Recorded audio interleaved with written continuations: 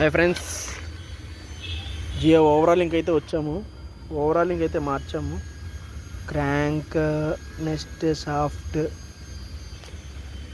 లైనర్లు, pistols అవన్నీ చేసాము. Start చేస్తుంటే క్రాంకింగ్ అయితే ఎత్తట్లేదు. బ్యాటరీ చాలా దోవలు తీరిపోతుంది ఫ్రెండ్స్. చాలా నరకంగా ఉంది. ఇక్కడైతే దోమలో పక్క కుట్టేస్తున్నాయి, దోవలు అయితే తీర్చేస్తుంది.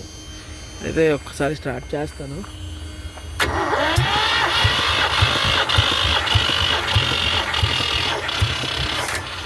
బ్యాటరీ అయితే నాకు తెలిసినంత వరకు బ్యాటరీ డౌన్లో ఉంది.